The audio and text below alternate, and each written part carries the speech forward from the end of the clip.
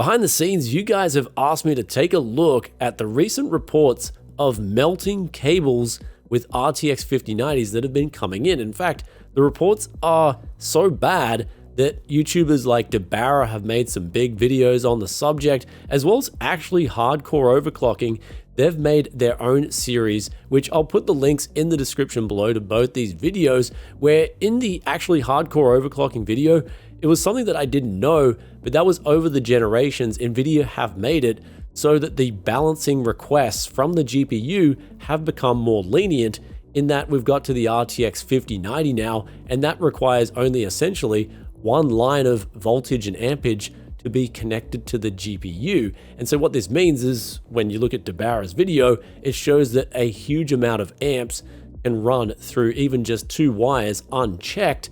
And basically what the problem here is that once you go over a certain ampage limit on, say, an 18 gauge or a 16 gauge wire, it's essentially going to start melting due to an effect known as combustion.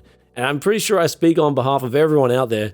No one wants a melting connector. And before we get into the gist of today's video, I did notice one thing in Dabara's video, and that was they were using a Corsair AX1600i power supply. Now, funny thing is, I've never made a dedicated video on my channel about this, but I had an AX1500 from Corsair years ago when I was first started out trying to crypto mine in 2017. This power supply, the 1500, the AX1500, I actually have melting connection ports on this power supply that had nothing to do with any of the RTX GPU releases. That's right, I had PCIe connections on GTX 1080 Ti's, even though it was the piggyback connections. This was melting at the power supply itself. It wouldn't melt at the GPU side, it would melt at the power supply. And then basically what I did was I realized, oh, okay, let's just try a different cable. Still melted. Then I realized, okay, this connection port is melting in the same spot. I'm going to try just undervolt and then run my GPU at a lower power state. And sure enough, that fixed the problem. And so this story may make you sit back and go, oh, that's why Tech Yes City is so big on undervolting. And actually, it's one of the biggest reasons why I am such a big proponent for recommending undervolting here at the channel, because not only can it save you power and also prolong the life of your components, it can also save you from a potential disaster. Now, here's the funny thing with this GTX 1080 Ti. I decided to try it on a different power supply and it worked fine, even before I undervolted it. Then I decided to try it on a different port on the same AX1500 power supply and it worked fine. I believe this could be one of the many factors affecting melting power supplies, but also there's a lot to talk about, as well as NVIDIA. I believe they've got a duty of care here to talk a lot more about this, especially when it comes to a $2,000 graphics card. Anyhow, let's look at all my findings right after today's video sponsor. Do you need to get Windows 10 or Windows 11 activated and don't want to spend $200 or some other exorbitant price? Well, if so, today's video sponsor VIP SCD Keys has you covered. For as little as $15 using the coupon code BFTYC, you can get Windows 10 activated, and for a little bit more you can get Windows 11 activated too. Links in the description below to find out more. Welcome back to Tech Yes City. Now, straight away, my voice might sound a little bit different for this video and the next few videos. That's because as soon as I came to Japan, my welcoming gift for coming here was to just get absolutely obliterated by this new virus. So the good news is I'm on the mends now. Hopefully we'll be 100% in the next few days. Anyhow, getting onto the power supply connectors themselves, there is some real muddy waters to crawl through here. And ultimately, I'm going to say straight away, I believe NVIDIA needs to be more transparent about these things, especially when it comes to an RTX 5090 and even a 5080, and before that, the 4090. I do believe they should be recommending, with their power supply recommendations, ATX3 certified. And this is important because it's going to be explaining what I feel is a potential problem that could cause more melting power supply connectors.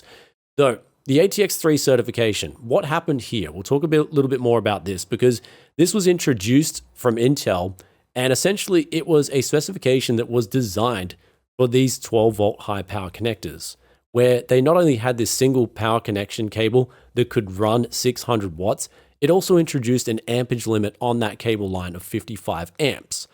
So we'll talk about this a little bit later, though basically some other major changes here was that there was now a doubling of the power supply rated limit momentarily to account for power spikes, which the RTX 4000 and 5000 series did have sometimes these micro needs for higher power demands. And so if you've got that ATX3 certified power supply, you can essentially stop the whole system from shutting off. And so that doubling of the power rating ensured that things like system shutoffs didn't happen. And I didn't even know this until I started researching it more. But if you guys notice in my RTX 5090 review, I did talk about having a 850 watt power supply that did shut off when I was doing my testing. And that wasn't ATX3 certified. However, that said, at least the power supply cable didn't melt. Now, you may be wondering at this stage what I'm holding in my hands. And actually one of these is a Coolermaster 12 volt high-powered ATX3 connector, which comes included with their V1300 power supply. Now, this power supply, unfortunately, I got to Japan and I had to take this out of my PC because I didn't even realize it was rated for only 200 to 240 volts. So it wasn't even an active PFC power supply in the sense that it could do 100 volt and whatnot. So in other words, this power supply won't work in Japan, it won't work in America. And so I had to go out and then buy another power supply. And this is the one that we're going to be doing the testing on today. This was the FSP Dagger Pro. Now this power supply is ATX3 certified. It's also got the 12 volt 2x6 certification on it as well. So this means that it's using a different power supply connector than the Coolermaster one in the sense that the sense pins are now a little bit shorter, but also the power supply connection ports, the 12 pins, are a little bit longer. And so this is just meant to ensure, one, that the connection is properly secured, because if it's not, those shorter sense pins will make it so that the GPU just won't even engage when the system's turned on. And also the second point is that it's meant to ensure that more of that pin is being connected to more of the connector. So the 2x6 connection essentially is an improvement. Now let's get into the results with these two RTX 5090 power connectors that were used here, one of them being the original ATX3 12 volt, and the next being the FSP one, the 12 volt 6x2. And what we're seeing here across the ampage spread when I did the tests with the 575 watts in furmark 2 was that there was not a huge difference between the two cables. The FSP power supply saw a difference of about 5% from the 8.15 amps down to the 7.75 amps. So that was actually a really well-made cable that FSP have included with their power supply here that I got for about 150 USD. And when I picked it out, I just decided to get the best value power supply that was on the market here in Japan, because it was funny, the 1000 watt Corsair and Asus power supplies were going literally over double the price of this thing. So I was like thinking to myself, that is just no way in the world worth it, when I know for a fact I would rather buy an FSP power supply at the same ampage and wattage rating than an Asus power supply or a Corsair power supply, especially a Corsair power supply. Though, let's get on to the Coolermaster cable off this same FSP Dagger Pro power supply. Here's where we got the ampage spread here of 8.1, 8.25, and then 8.03, 7.39, 8.29, and 8.04. And so what we saw here between the lowest and the highest point was a 12% spread. So it wasn't really nothing to go crazy about. And none of these values, might I add, are in anywhere near the danger zone of cables melting. Though that said, when I looked closer at the ATX3 specifications, I believe it does state that the cable itself should not be running at over 30 degrees above ambient. And so here in today's video, we tested at 25C ambient. And so the Dagger Pro cable managed to score around 47 degrees at its cable connection point, and then the Coolermaster one managed to score at around 48 degrees. This is the power supply. As opposed to the RTX 5090 side of the connection point, here's where we got 56 degrees as well as 59 degrees. And so that's actually a big difference. In the case of the FSP cable, it's a 9-degree difference, and then the Coolermaster cable, it's a 11-degree difference. And so basically what you're seeing here is as the power travels through the wire, it's having to face more resistance. And so things are getting hotter at the actual connection point of the GPU as opposed to the power supply side of things. And so this is why you're seeing the connections melt at the GPU side rather than what I had with the power supply back in my AX1500 scenario, that was melting at the power supply because that was actually using the piggyback connector. And so when it got to the GPU side, it had it essentially split across double the wires. And so that point, that bottleneck was actually happening at the power supply.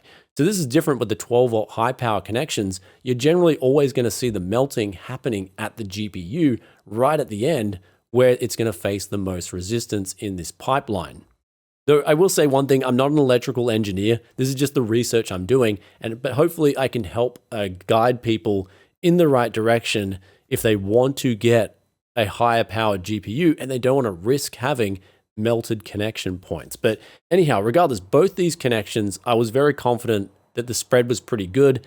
There was nothing outside of spec here. Everything was running as it should be. And from the wall, we were getting a difference of 710 watts versus 712. So the Coolermaster power supply, for what it was worth, might be slightly inferior than the FSP one. But really, there's much of a muchness here. It's not going to make a difference. Though the funny thing was, in total, we had around 40, just under 47 amps on both these connection points on those 12-volt positive lines when they're all coupled together. And here's where we're going to quickly interlude before we get on to the adapter results. And that is, I decided to undervolt and do some undervolting tests here. And here's where we drop that ampage down total under 40 amps. So huge drop, not just in the ampage, but also now the temperatures on the cable itself. Basically with the undervolting, it didn't just take the power consumption down and reduce the cooling, but it also took the edge off where the edge needed to be taken off the most. That was the highest temperature point on the cable. It took that down drastically. And it also took down the GPU temperatures drastically.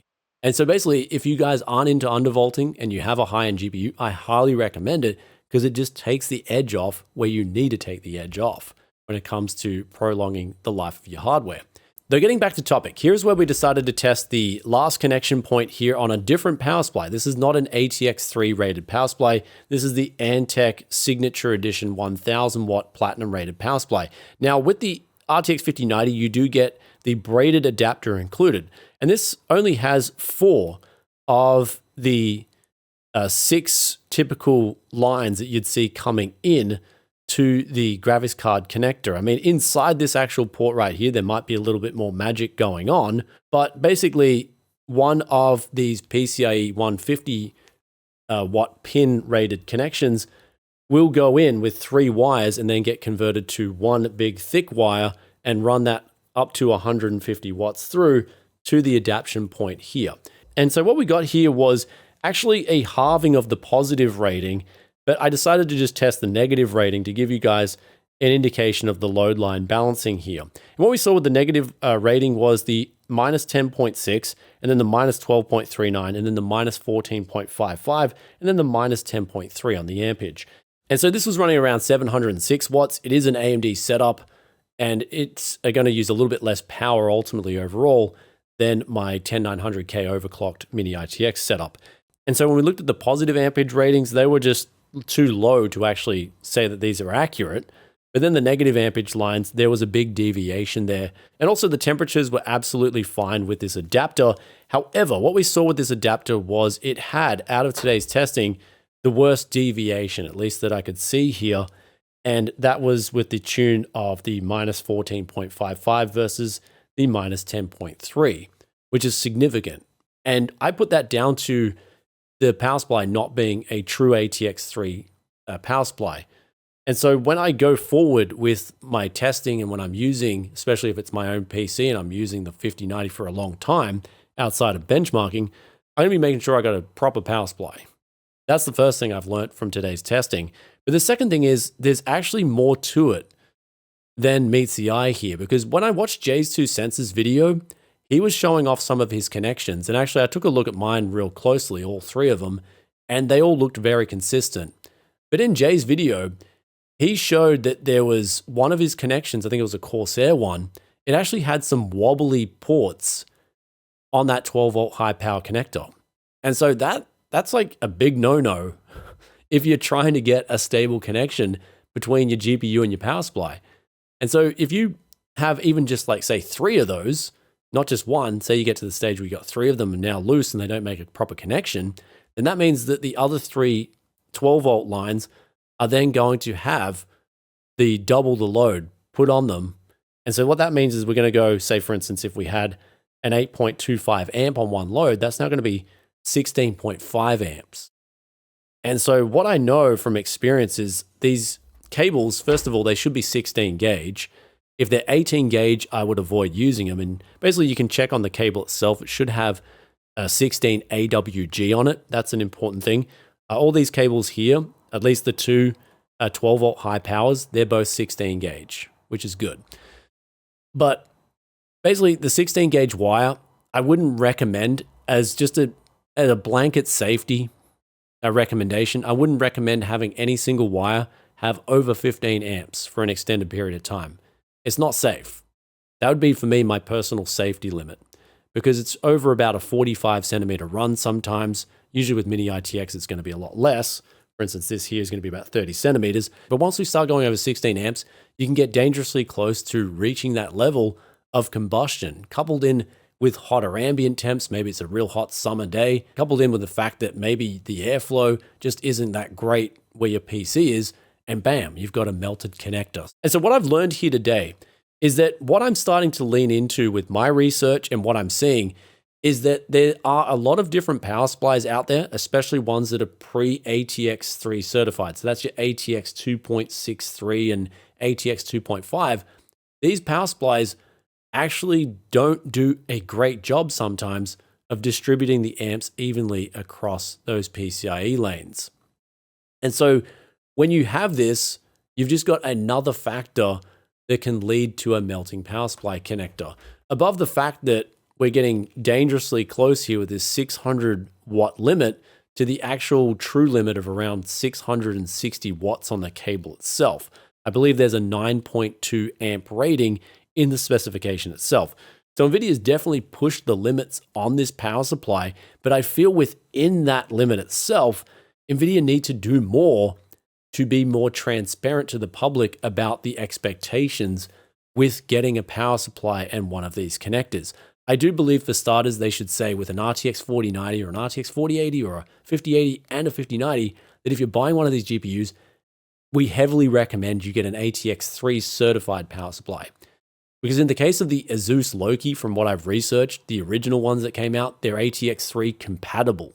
They're actually not even ATX3 officially certified. I think the newer ones are ATX 3.1, but then in the case of the AX 1600 that Debauer has, I believe that may not even be distributing amps evenly across PCIe lanes, but also in the case of my AX 1500 that I had in Australia, that thing I definitely know is not distributing the power evenly across PCIe lanes. It's just not up to the task of running the latest and greatest graphics cards. And I mean, to throw in a car analogy, it's like me getting an R32 GTR and going, it's an amazing car, and it is an amazing car, even by today's standards, but then it's like me saying, well, it's just as efficient as the newer 2.6 liter cars or 2.5 liter cars coming out, which would be false. The newer cars coming out are much more refined and they're more efficient, even with the same or even faster specifications in terms of horsepower. So basically when it boils down to it, if you're getting a new RTX 5000 series or 4000 series high-end card, and it has a 12 volt high power connector, I would recommend getting an ATX3 certified power supply. Bang.